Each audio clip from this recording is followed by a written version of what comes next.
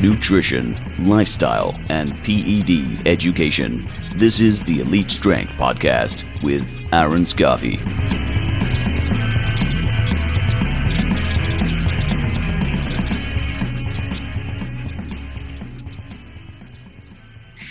Hey guys and girls, welcome back to another episode of the Elite Strength Podcast here with good friend, Mr. Jordan Shallow, or we should call him Dr. Jordan Shallow, shouldn't we? That's the muscle doc. Oh, I don't even know. I just know him as Jordan. How are you, sir? How are you, man? Good to see you. Long time. Has been way too long. What's been happening? How's Dubai treating you these days? Yeah, it's cool, man. I think Dubai gets a bad rap. At least in like from the fitness community, but I think fitness tarnishes everything. Yep, so you only see it through like the lens of whatever influencer that works out here. But it's great, man. I've really enjoyed it. Very like for me, anyways, and I can only call it as I see it. Very like respectful culture. Very safe. Mm-hmm. Weather right now it's dead of winter, but it's very nice, tolerable. Yeah. But, it's cool, man. Like I've never been in a desert before, so. Like you drive 10 minutes every direction. Like there's camels. Like, no, I'm not like joking or being hyperbolic. Like we're in the thick of it. It's like Vegas, but classy. Vegas, but classy. I like it. Well, I mean, the winter wouldn't be like what you used to back home in Canada, right? That's for sure.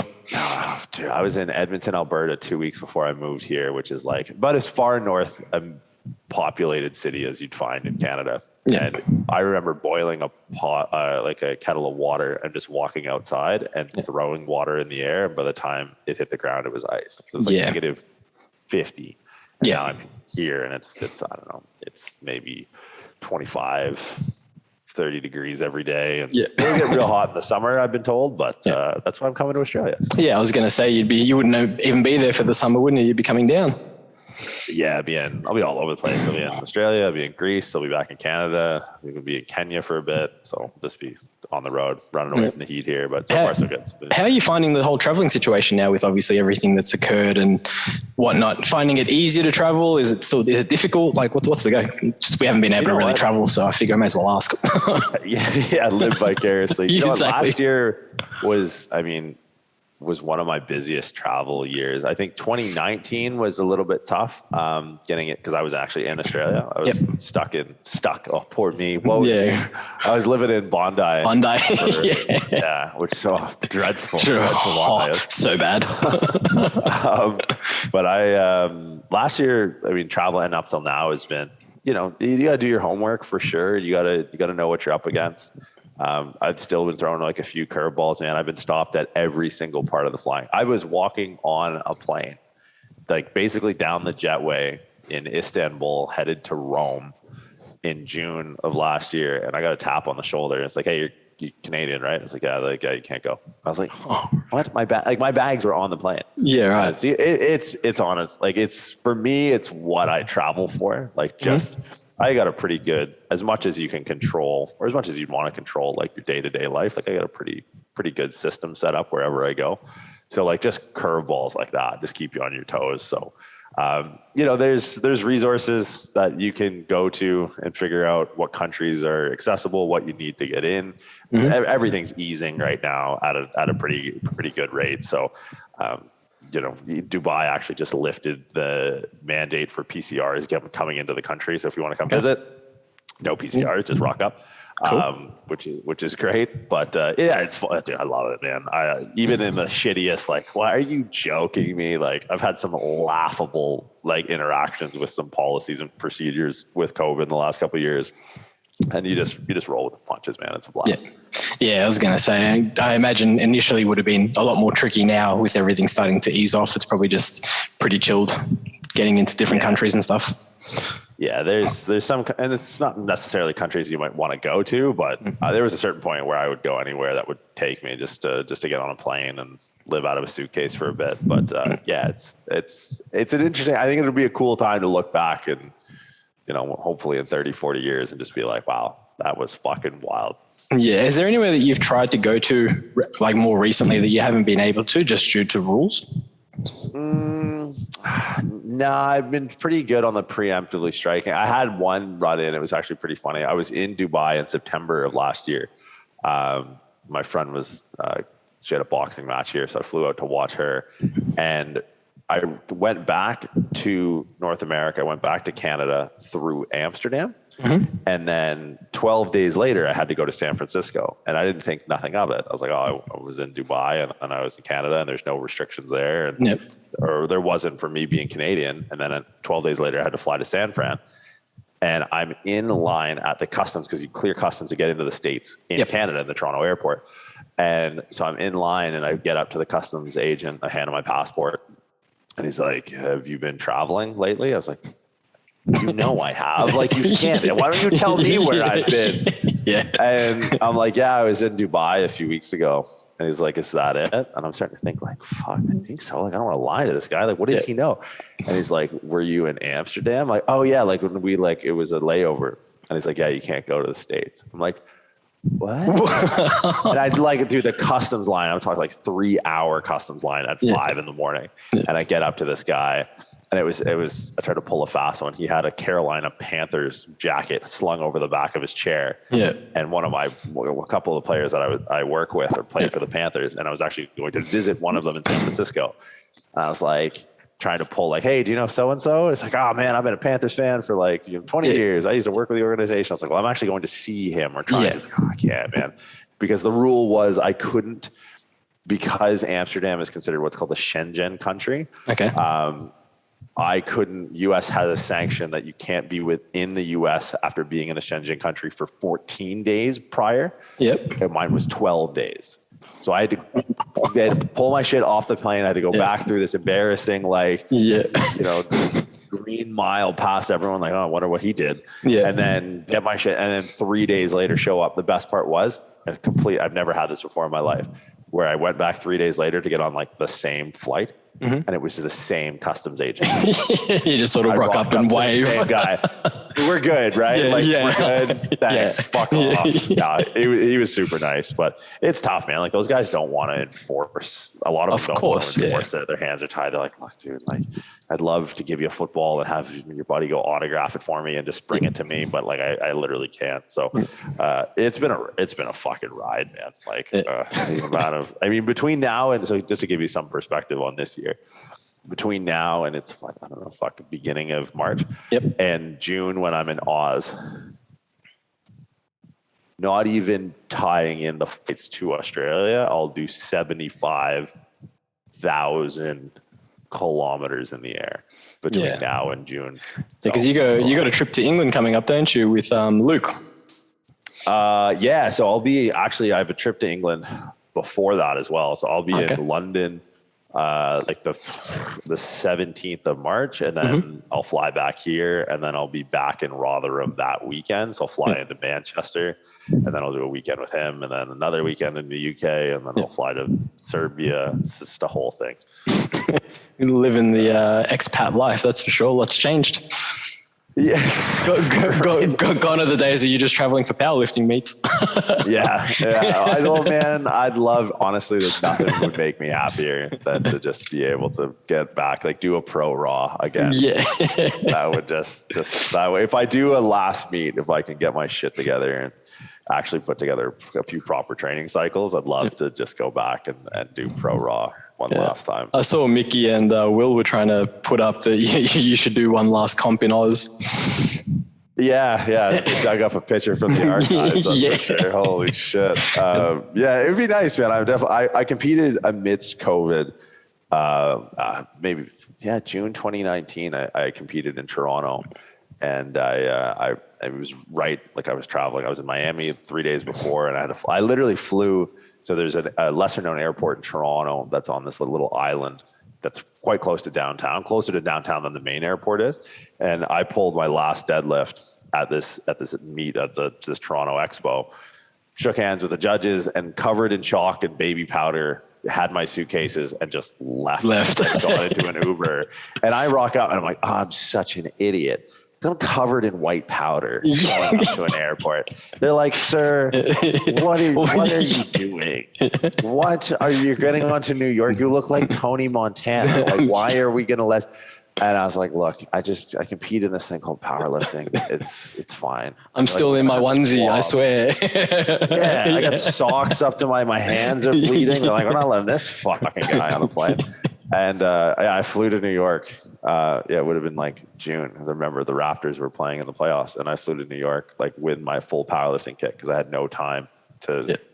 But yeah, I'd love to be able to make it happen.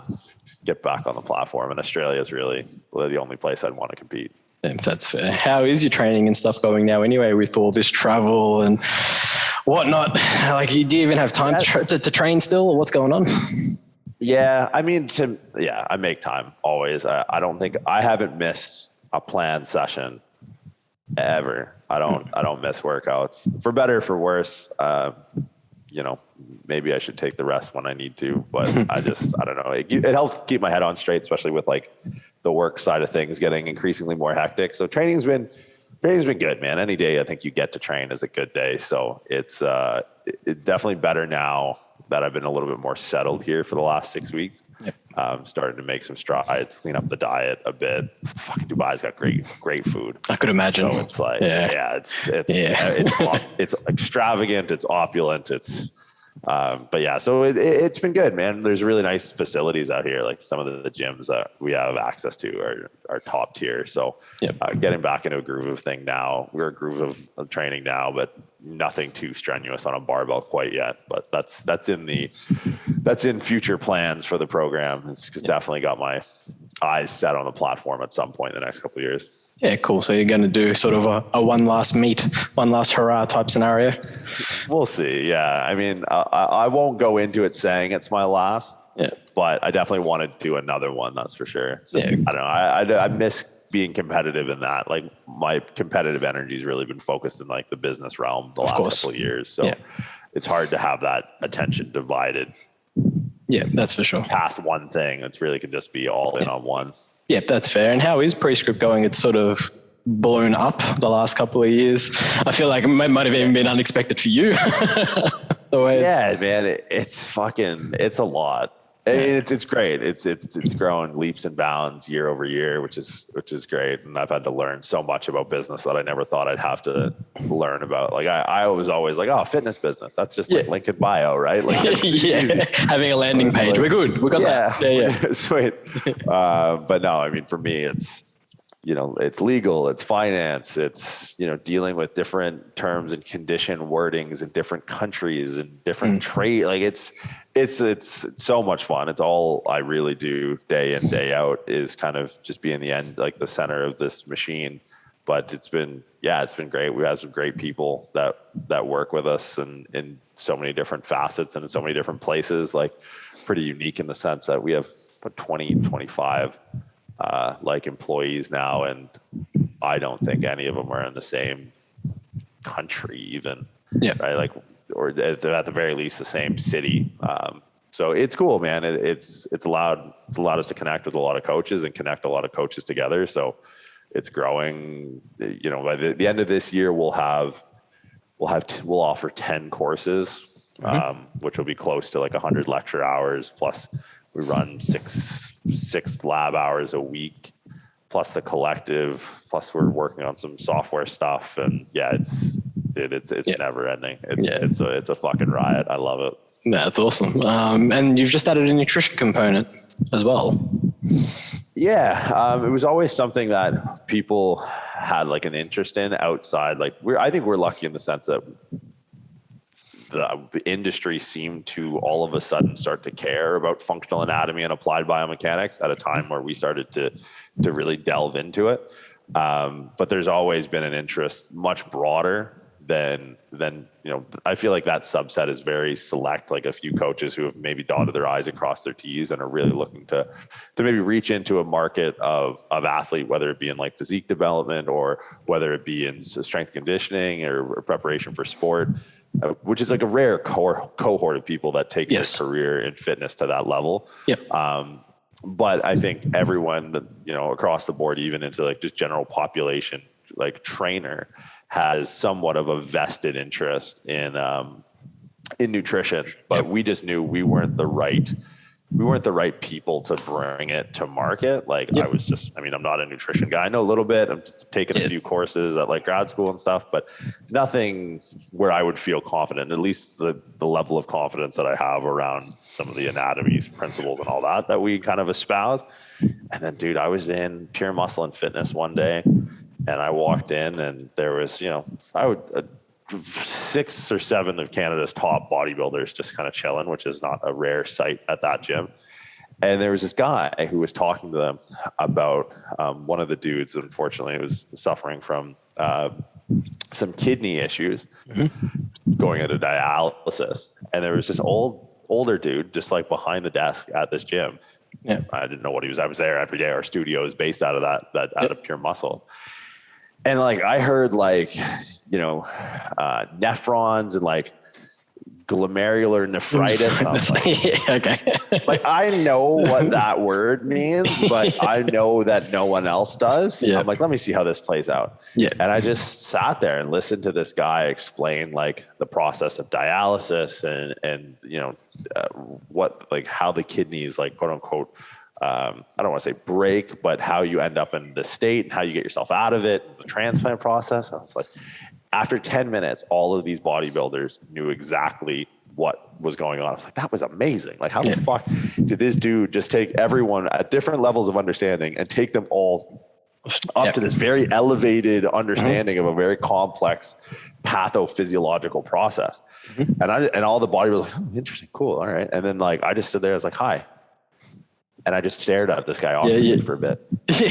Like, hello. And I was like, come with me. And like, I just literally like just escorted him down the hallway to our studio. And I was like, what do you do? Like, why was that so easy for you? And he's like, he introduced himself as Dr. Dwayne Jackson. And he was a tenure professor at the University of Western Ontario School of Medicine. He did his PhD and postdoc at Yale University. He's, been working in the field doing research for 20 years. He's published over, I think, like 50 or 60 peer-reviewed journals in the biggest, the Journal of American Medical Association, JAMA, you name it. He's done it. And I was like, how would you like to do what you just did for us?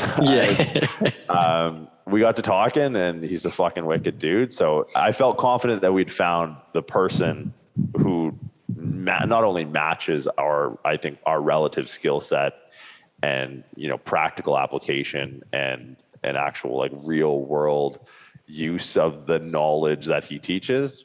Yeah. I thought we had someone that had that on the nutrition side.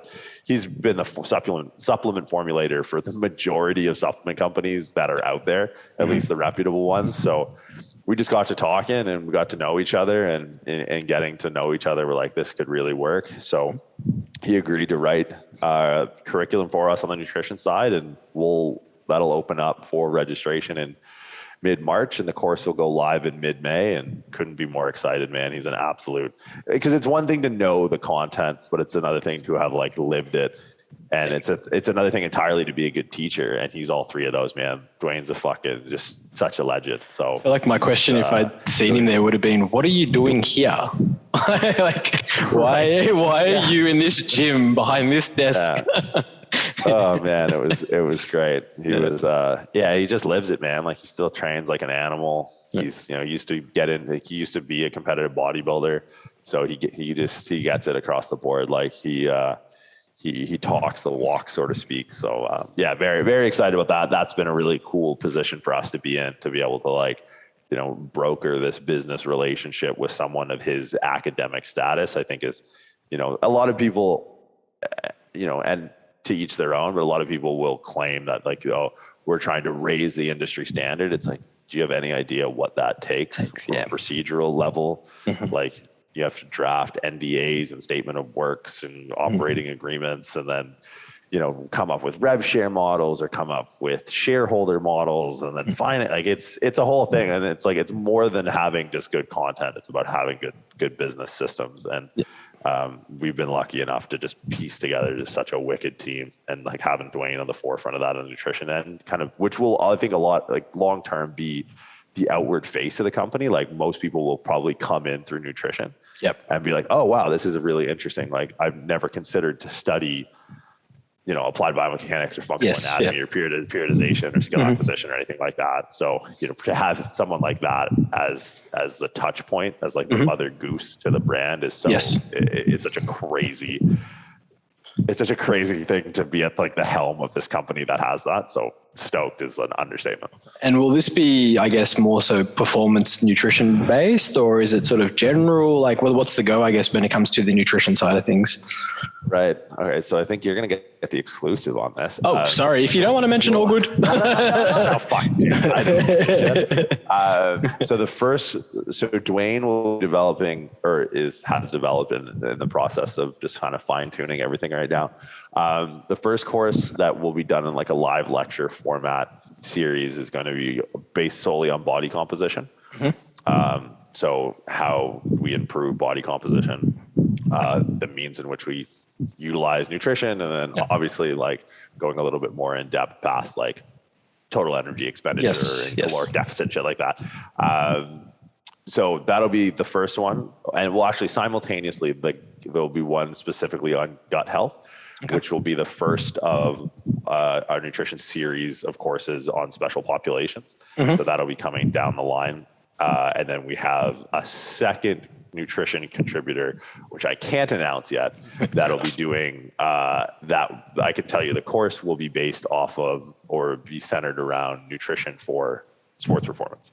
Okay. So he's the guy who works very closely with me. All my athletes that I work with in the NFL, it's basically a package deal. Like if you work with me, you work with him.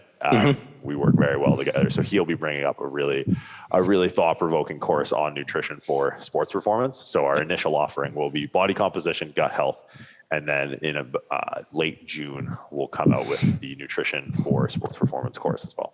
Is the second person you can't announce, is he based in Australia? Maybe. I know who it is. He's cool. He's a beauty, man. He's great. Yeah, that's cool, man. So you got a lot on your plate basically happening. Like I keep saying, a lot has changed. I think for the listeners that don't know, I met Jordan, 2017? 2016, 2017? When 2017, March. Yeah. I think you had, maybe 15,000 followers at the time on Instagram. I just remember reading your content, I think it was, and I'm like, dude, I need you for a seminar. Calm down. And now it's just exploded, man. It's been cool to see. It's been a ride. I don't look back on it very often because I don't have time, but it's always cool to just take those snapshots and be like, fuck, dude, that was fucking 2018 or whatever. That was wild. The only reason why it comes up is because it came up as a Facebook or a memory, the photo that we have from the powerlifting gym, and we look way different to what we do now. That is for damn sure. Yeah. We're both sitting here with like bloody volleyballs, like we've been trapped. These beards are going nuts. Yeah. Wild, man. But I'm getting into, I guess, the topic. We should, I guess, offer some educational content to the listeners at some point instead of just reminiscing. Wanted to talk about importance of exercise selection, but more so specifically when to train in the shortened and when to train in the lengthened, and whether that has a bearing on exercise selection. Let's use, I guess, the goal as like a hypertrophy standpoint. We won't sort of make it performance-based, like powerlifting, for example. If we're looking at a hypertrophy-based setting, we're wanting to build tissue, we're in a calorie surplus, and all that stuff is going well. Let's just say all the other stuff is, nailed. What's more important? Train shortened, train lengthened, train both, don't train either. What's the go? Yeah, I think in my interpretation of the research that's out, there does seem to be a tipping of the scales to lengthen positions. And not that I think there's a universal mechanism that's maybe understood. Maybe it's different from muscle group to muscle group, but it seems like whenever we do comparative analysis of exercises, specifically on the outcome of hypertrophy, exercises that we understand to be in more lengthened anatomical positions seem to be able to yield a greater outcome if that outcome is hypertrophy. Now, I think there might be some nuance into exercise order that could potentially change this. And like, a different exercise split 3 different ways might have different levels of efficacy depending on where it is on a program, like a cable versus a dumbbell versus a machine in like a lengthened position. Mm-hmm. Well, if, a thing that I see often is people train, and, I think it's a great way to structure your program. If someone trains like arms after delts or arms after back or chest or whatever, yep. What is a lengthened bicep would probably be an easy position to maintain because it's much more passive in how we get into that extended shoulder position with a weight that sort of has a vector pulling us a little bit horizontally, yep. To get that shoulder loaded into extension. Where it's like, okay, that's more passive, but what if at the end of like a delt workout, I'm attempting to do a lengthened tricep in the overhead position? It's like, mm-hmm. Well, yeah, does it carry with it the same potential hypertrophy benefits? Yeah, it may be, but only if we can take it to some sort of meaningful stimulus, right? And what if we're bottlenecked? Like, what if we got the craziest delt pump in the world? And just the energy it takes to hold our arm into this position yep. is too much. And what fails is like, you're cramping up and so it's like, okay, does the principle still apply? Yeah, I think so.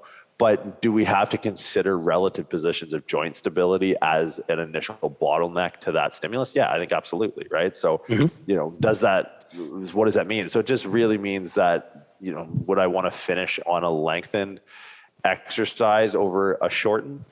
Probably. Mm-hmm.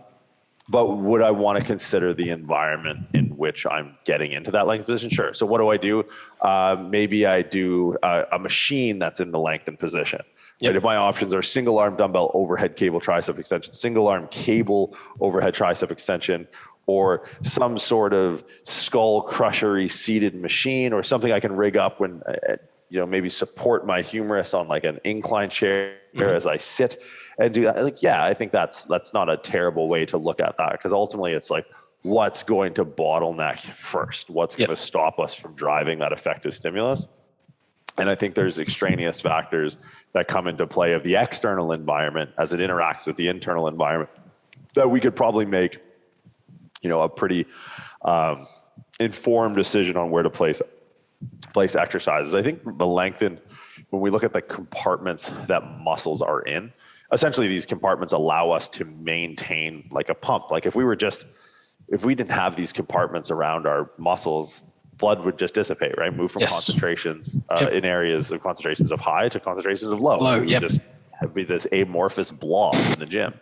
But I can definitely get a bicep pump. I can definitely get a hamstring pump because there's these compartments. So then it's like, well, if we look at muscles ability or muscles property, not just of contractility, but like of elasticity, and understanding that at some point that property of elasticity is likely a hydraulic mechanism, mm-hmm. right? Like if we have this compartment, right, it's almost like a Boyle's law sort of equation where it's like, in a closed temperature or a fixed temperature system, there's an inverse relationship between pressure and volume. So it's like the pressure will go up, or the pressure goes up if the volume is sort of expanded, right? So if I have a bicep and I've been training biceps or back or something, I have an increased amount of blood volume in the compartment around my upper arm, then stretching that out will then give me probably a greater elastic component, right? Or be able to train that elastic component,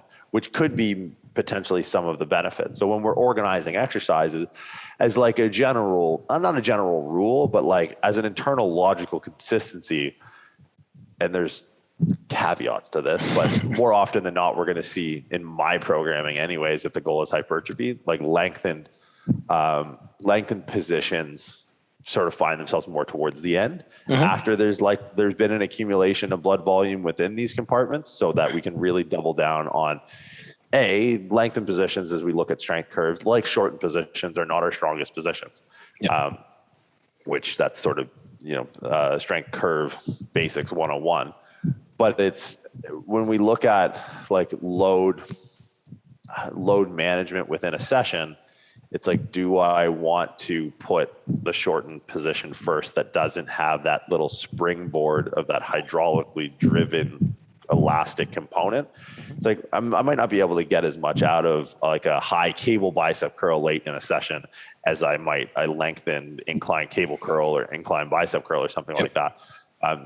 That being said, it's like now when we start to stack these muscle groups on top of each other and understanding like when a bicep is used as a primary elbow flexor or when it's being used as a secondary elbow flexor or shoulder stabilizer, let's say in the role of like, if I'm training lats or upper back, like training lats and upper back might carry with it a different complementary bicep exercise. Because if I'm training lats, the likelihood that, well, if I know how the lats work, the lats are not hyperextenders of the shoulder, right? They don't like when the lats don't like it when the elbow goes behind the torso. You don't get any more lat out of that movement. You might get like some sort of sensory feedback. It feels more lat, but it's not more lat. It's not. But it's like, okay, if I'm training lats and biceps in the same session, or if I have a session that's more lat dominant in the exercises that I've chosen before my bicep work, then I'll probably think, all right, the lengthened bicep will probably be a pretty good place to get into, because it's not that moment of elbow flexion and shoulder hyperextension is not one that I should have loaded at all in the session, right? Because if I'm in shoulder hyperextension, my lats aren't doing lat things. That being said, if we're doing like more upper back movement where an elbow flexed and shoulder in hyperextension will likely be a consequence of really trying to drive the movement at the scapulothoracic joint and going through like finishing downward rotation for a rhomboid or pure retraction for a middle trap or something like that, then it's more likely for my bicep exercise afterwards to be maybe something up here. Right, because I'm not going to do a lot of my upper back work at an increased line of or an increased moment of shoulder abduction. Right. So even though this doesn't carry with it like a lengthened property and it's more to the shorten range, it's at the very least not redundant to what will undoubtedly be a lot of elbow flexion in shoulder hyperextension. So little things like that, and then understanding like the skill level could change that, right? Because if you have like a very conditioned bodybuilder, what's the lengthened bicep curl at the end of doing a bunch of rows? It's like, dude, this guy was banging out supersets since he was like 12 years old. He can handle getting into the lengthened position. So it could be like, well, if we have someone that's really conditioned and is really well adapted to the stimulus, do I care if they do lengthened bicep after an upper back dominated back day? It's like, go for it, man. Do whatever the fuck you want. Like, and if the goal is hypertrophy with someone like that, let's really try and double down and win. Then maybe we start an arm session, you know, maybe a more like neurologically driven adaptation in a higher shortened position. So that's kind of like, there's a lot of layers to it, like the lifting, the training age, how we can currently stack exercises, the relative position of the joints, whether it be structurally unstable or structurally stable, as we approach different lengthened ranges for different muscles, like a lengthened bicep and lengthened tricep. Lengthened bicep is like fairly stable relative to a shortened bicep. A lengthened tricep is relatively unstable compared to a shortened tricep, right? So these are all things that we need to like create a coefficient, but we always have to play the man. Right. So these are all factors that lead into decision making around exercise order, exercise selection, exercise setup, exercise stabilization, and then ultimately execution. Of course. And then I guess with a similar concept of the pre-exhaust type scenario, I guess most of the time, again, let's use like legs, for example, and hack squat being the main exercise that, you know, we want to use. So everybody wants to jump on and do like a leg extension or even a leg curl as a pre-exhaust. And a lot of, you know, the old terminology is get blood to the muscle. So let's use the leg extension because we're doing hack squat. Like get blood into the quads because it's going to be better for you when you get on the hack squat tree. Like, I guess in your mind, what's the thought process behind that? Like what's going on there? Right. It's a really good question because I think it divides two major camps in bodybuilding.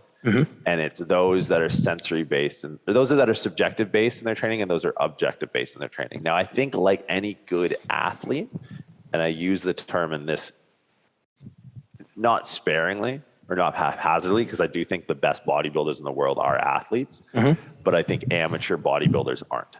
And the difference between the two, in my opinion, is that when we go too objective in our pursuit in bodybuilding, and we go too objective as far as like you're beating the logbook rather than trying to beat a competitor on stage or beating a previous like, you know, physique or conditioning or muscle mass, I think that's where you actually lose, like not necessarily the athleticism, as I don't think it ascribes directly to the tenets of athleticism, but I think it's something that when we just look at putting the hack squat first without a pre-exhaust, and we look at just improving our numbers on a hack squat, that I think is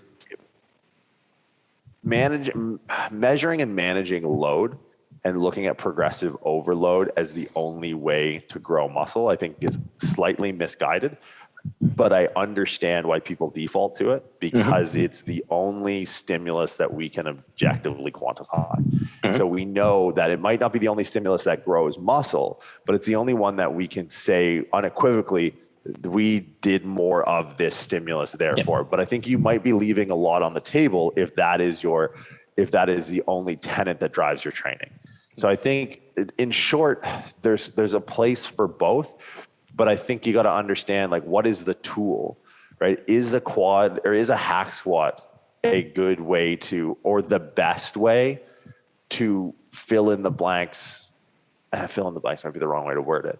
But is a hack squat superior to a quad extension and ability to drive blood to the quad? No, it's not, right? Like, and the collateral it takes to get in the ballpark of the same level of blood volume into the quad specifically is relatively high, and the likelihood you'll bottleneck by something other than that is high for those who are at a younger training age. Like, I don't think the goal of a hack squat should be to get a crazy pump. I think it should be something that maybe is monitored from like something closer to a strength or output. Then the question would be, it's like, well, how far away from a functional perspective are you from being able to drive that same quantifiable progressive overload type strength stimulus with a barbell? And it's like, well, I can't because my low back hurts. It's like that. Whatever is causing the squat to cause your low back to hurt will be the linchpin to your lower body development. And you need to unravel that piece, and you need to unpack and peel back that layer of the onion before you seek out your potential of lower body development, period.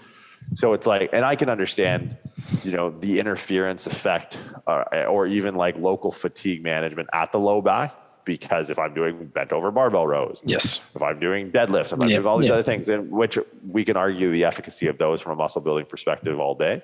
But the idea is like, okay, a hack squat is an externally stabilized means in which to push a strength stimulus for, which is like, okay, great. Does that have a place in growing muscle? Absolutely. But we shouldn't be seeking this sensation-based subjective pump with a leg press per se. It's probably going to be a byproduct, and these things are like Venn diagrams, like they're not independent sort of adaptations. There is crossover, right. So I just think, you know, to kind of double back to your original question, it's like the idea of pre-exhaust, I think, is one used by people who don't necessarily chase the logbook. Right. You can still do it. You're like, well, if I did this on a quad extension and this on a hack squat. But I think those people that tend to that training style go much more off of feel. And I think when we look at that as an old school method, that really only resonates from old school bodybuilders that were any good. Because those are the only training styles we documented. Right. Because no one took Dorian, or no one took the guy who got 13th place at the Grand Prix and whatever the fuck. And like, I wonder what this fucking loser did. Right. They only took like, you know, what did Milos do? What did Ronnie do? And at that time, there was no science to objectify the sport. There was just feel. So it was the only thing these guys knew to chase was a particular feeling. And I think there's a lot of power in understanding that, because there does seem to be like a pervasive vein of bodybuilding training that, you know, it's good in the sense that it works as far as getting people with minimal training experience and developing their physique to a certain point.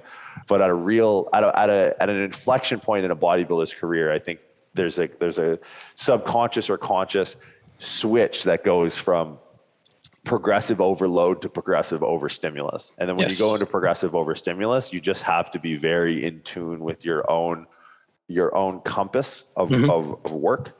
And you need to make sure that you're always headed in a progressive state, whether that, understanding that you're in this vast ocean of sensation and stimulation that has to be pushed from the session previous. Like you have to make it hurt more. Yes, pretty much. It's really the long and short of it. And it's like, because there are people who can go and, with gym pins and load up the entire stack, and they're trying to slap more plates on a leg press. But man, if you made this guy do like a tricep and you had him do like quad extension, hamstring curl and like Hatfield safety squat bar, well, you'd have 135 on the safety squat bar, and that guy would be fucking crippled, and not crippled in a bad way, but like that's the stimulus that he needs, right?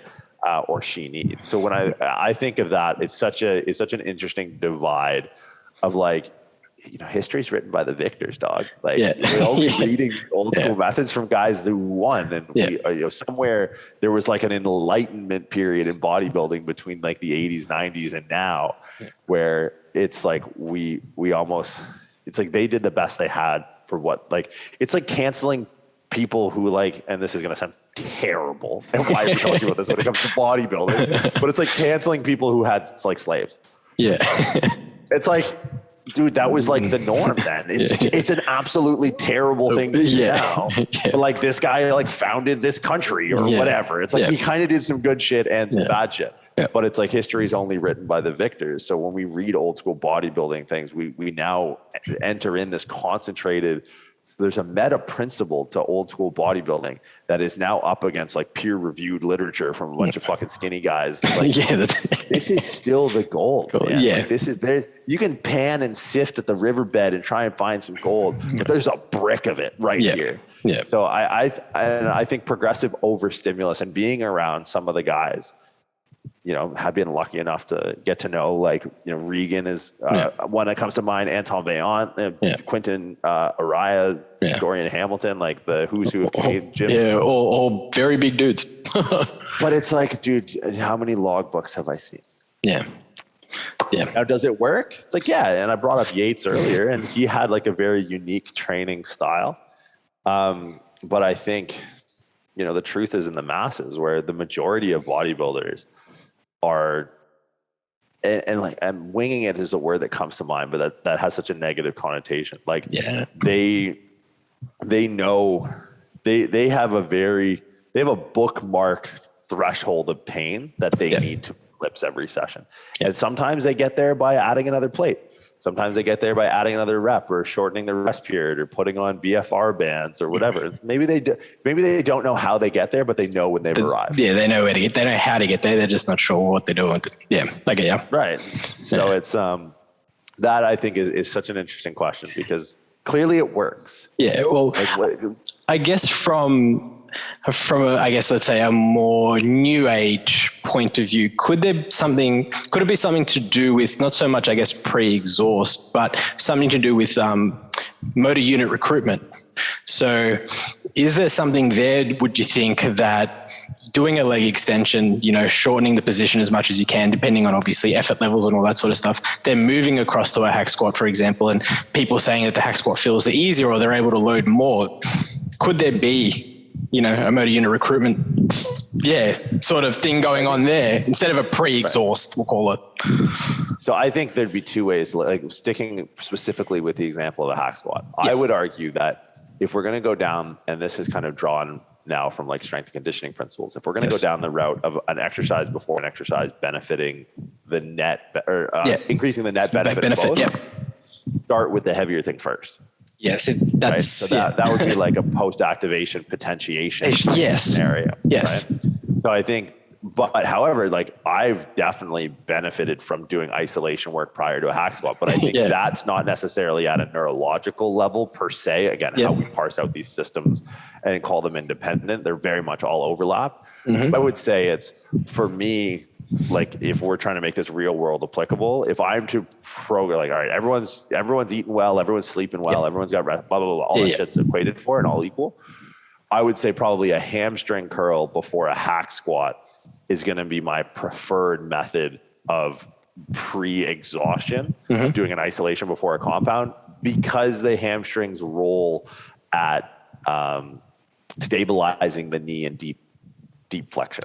Yeah, fair. Right. So that I think is like, well, if I'm really driving my tibia forward, I want to have my hamstrings on board to limit any undue tibial translation. Right. So that I think offers people a good like mechanical break, right? To be able to be comfortable in that lengthened position of the quad. Or more lengthened position of the quad. So that would be, if I have to organize a pre-exhausted method of like an isolation before like a compound, I'm looking at what are the biomechanical big rocks I can turn over, right? Like if I'm, what would be an example? Like I might do pullovers before an overhead press, because it's like, can I eccentrically load into this overhead position that I need to then concentrically load into? It's really more of like a joint mechanics relative position question than like a deeper nervous system, muscle unit recruitment, post-activation potentiation. So I think that quickly bifurcates into like, okay, if you're going to do isolation before compound, pick an isolation that better improves the position of the compound. But if I'm going to do the inverse, pick something that I can load really heavy for a few reps. And then all of a sudden, you know, if I did trap bar deadlifts for a few doubles, like 2x2 at, I don't know, 2.5 times body weight. And then I went to go do pull-ups or like to go into like a lengthened position or something like that on a row or some sort of pull down where I can then think of lines of pull and all that shit. My nervous system is ready to go, right? And I haven't accumulated any sort of metabolic local fatigue or any accumulated metabolites that might limit this, you know, ATP into ADP turnover as we go through the cellular respiration. Like I picked up, I did 2 pickups and then I put it down and then I could go do, and then all of a sudden it's like, this thing's on high alert because I just had, I don't know, like 250, 300 kilos in my hands. Now I only have 80 kilos in my hand. And it's like, man, that 80 kilos is a feather. And now we can start to go into the more sensory based stuff. So I think there's a place for the logbook to work with sensation. But I think at the end of the day, man, like the guy who can earmark bookmark a very accurate, default state of pain and just beat that. Whatever that is, by any means necessary. It's like, oh man, let's do 3 drop. And I've been with guys that like, they do a drop set and they go, no. And they just do a whole trip down the dumbbell route. Decide to. It's like they haven't reached that peak threshold yet. And it's like, it's obviously all theoretical, but it's like, man, there's something to it. And that's why I do ask about the whole pre-exhaustion thing, because it's like, we know from, you know, a physiological standpoint, it's kind of like, not really, but I mean, the biggest jacked guys in the world do it most of the time. So it's like, there's got to be some, like you said, there has to be something to it, which is just like, what is it? Or trying to work out what is it that's actually going on. Yeah, I think like there's so many systems that you need to, and not even understand, because we probably only know like 5% of what there is to know about all this. But like, you know, the idea that hypertrophy is just because even biomechanics is, I think, a really misguided pursuit in the sense that most biomechanics is 2-dimensional, right? Biomechanics is represented by free body diagrams that are stick figures. And it's like biomechanics is really 4 dimensions, right? It's a triplanar model of flexion, extension, abduction, internal, external rotation, or transverse frontal and sagittal plane, but also time, right? So it's like understanding where someone's movement through the triplanar model exists through the space and time continuum. Like not to take too many drugs before I do a podcast, but you're not wrong. That matters. Because we're like, hey, look, this very empirical method of progressive overload will work till this point in time. That's going to vary from person to person, and sometimes that works until the Olympia stage and you're Dorian Yates. Sometimes that works until you're. I mean, I love Jordan Peters, and I love his like just his physique and his way of training, and that'll work to this point. But sometimes that works to an NPC show, Yeah. Right. And then sometimes it works until, the first 14 weeks of training is over, and then you got to go subjective. But it's like, once you realize that, like, you're not moving the needle anymore. Yep. It's like, you need to start to look at other means. I just think progressive overload is so appealing because it's something that's objective and quantifiable. And it's like, dude, you're going off into the woods, man. Like, you got to be able to navigate this shit with sometimes like completely blind. Yeah, 100%. Look, I completely agree. And that's a peeve of mine, the biomechanical model and understanding the difference between 2, 3, and 4D, including time. But anyway, that could be a whole nother 3-hour conversation. Let's not get into that one. I'll bring the mushroom. Mate, yeah, I was going to say this isn't on anything either. So imagine that we'd be here all day. I don't want to keep it too long, my friend. We've already been going for close to an hour. What I want to do, I tend to finish with one question that seems to stump everybody, and it's really not that complicated, I feel. Just 3 Instagram accounts that you follow that better your day-to-day life. Who do you want to shout out, whether it be funny, educational? Honestly, it doesn't have to be anything serious. It can be whatever it is, whoever it is that you follow that might make you laugh when you jump on and whatnot. Yeah, so Pubbity Pets. Yep. Is one. There you go. If you haven't had that one, so it's Pubity Pets, one word. So Pubbity Pets. I don't know. I really like following my wife. So at Tessa Johnston. That's like, don't be weird if you slide in my wife. I know I will fly to it. No, I'm just kidding. That's fair enough. Who else do I follow? That's so interesting. Who do I like to follow? I really need to scroll through because I don't really. Go ahead. It is funny because most of us are on social media, but then a lot of us aren't scrolling and that sort of stuff. So it's just always interesting. Like, for those that have such a big presence on social media, never seem to be on social media much. So it's always the trick question, like 3 accounts that you follow, just pretty straightforward.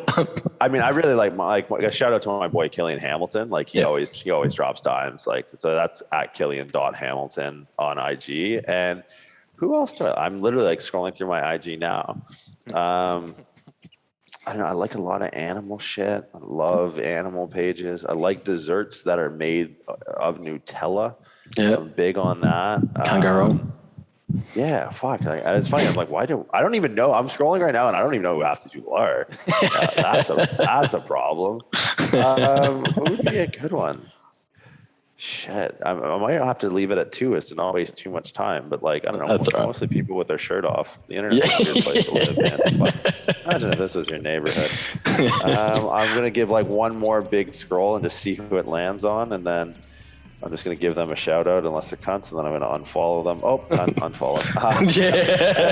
I don't know. Yeah, it's whatever. But I like the way you frame that. Anything that has a laugh, because I think that's what it should all be about at the end of the day. So that's exactly what it is. Yeah. Those 3, like Tessa Johnston. Yeah, just no sliding in and being a cheeky bastard. Go ahead, man. I got a good life, man. I'm not worried about that. But like Killian, my boy Killian, just because I'm not around him anymore and I miss his banter. And then the pet one.